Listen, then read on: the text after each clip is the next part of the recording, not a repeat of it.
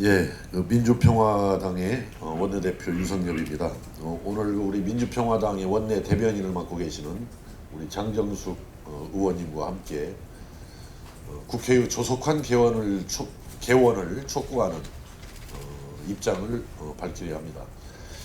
사실 국회가 이렇게 2달 넘게 석 달 가까이 이렇게 표류하게 된 것은 선거제 개혁과 관련해서 여야 사당이 이걸 패스트트랙에 올리면서부터 자유한국당이 그에 반발을 해서 여기에 이르는 것인데, 저는 이 자유한국당의 이 태도는 아주 잘못된 거라고 생각합니다.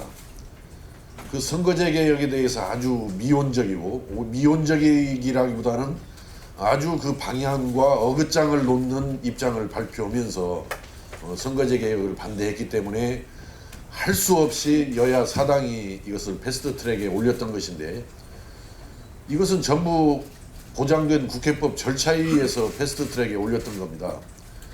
이걸 무시하고 여기에 한거를 해서 국회 개원을 미루는 것은, 이것은 국회법을 무시하는 일이고 결국은 헌법을 무시하는 아주 잘못된 그런 행위라고 이렇게 생각을 합니다.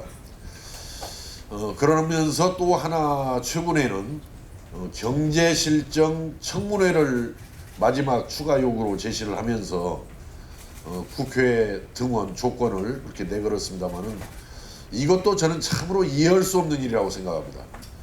지금 현재 우리 대한민국 경제가 이렇게 어려워진 것은 물론 문재인 정부 들어와서 잘못도 있지만은 이명박 박근혜 정부가 우리나라 이 경제를 망친 장본인이라고 생각합니다. 그러면은 자기들이 과거에 이 대한민국 경제를 망쳤던 점에 대해서 반성이나 이실직고도 없이 무조건 문재인 정부의 경제 실정을 비판하는 것은 참으로 이것도 무책임한 일이다, 후한무치한 그런 일이다, 이렇게 생각을 합니다.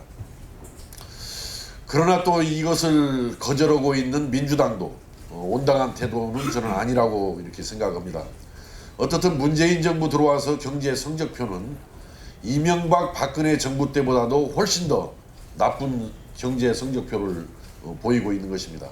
그렇기 때문에 이 자유한국당의 경제실정 청문회 요구를 거절하는 저는 민주당도 참으로 무책임한 일이다, 이렇게 말씀을 드리면서 여기에 대해서 좀 정리된 입장을 우리 장정숙 원내 대변인께서 입장을 먼저 밝히겠습니다. 예. 네, 민주평화당 원내 대변인 장정숙 의원입니다. 준비된 기자회견문을 낭독하도록 하겠습니다. 지난 주말 더불어민주당과 자유한국당의 협상이 끝내 결렬되면서 국회 정상화가 아직도 요원한 상황입니다. 바른미래당은 오늘 오후 의총을 통해 단독 국회 소집을 논의하겠다 하였지만 키를 가지고 있는 것은 바미당이 아닙니다. 표면적으로 현재 바른미래당 의원 수는 28명으로 이전부터 단독 개최를 요구해온 저희 민주평화당과 정의당 의원 모두를 합쳐도 단독 개최 요구 가능한 의원 수인 75명에 한참 못 미칩니다. 결국 이제는 민주당이 결단을 내려야 합니다.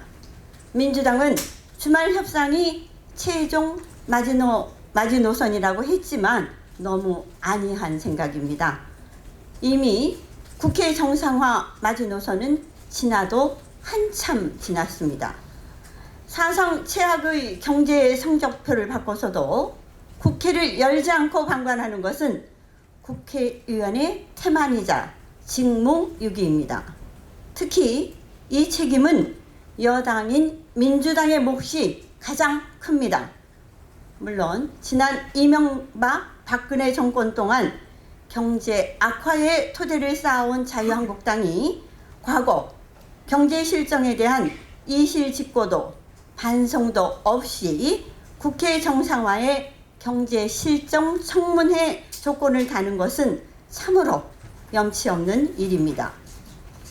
그러나 그럼에도 불구하고 이들보다도 더 경제 성적이 안 좋은 민주당은 책임을 다하는 자세로 청문회를 수용하여야 합니다.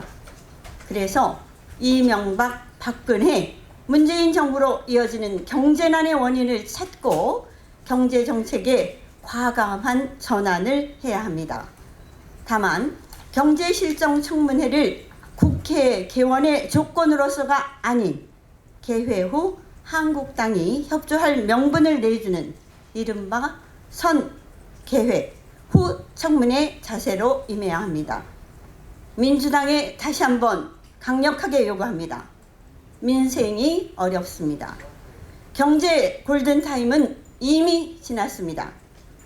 더 이상 눈치 보지 말고 국민의 명령대로 조속히 단독 국회를 소집하십시오. 그러한 후에 추경과 법안에 한국당이 협조하도록 경제 청문회를 적극 수용하십시오. 선개회 후 청문회 자세만이 지금의 난맥을 끊어낼 수 있는 유일한 방법임을 다시 한번 말씀드리며 용단을 내려 단독 국회 소집 요청한 것을 강력히 촉구합니다. 이상입니다.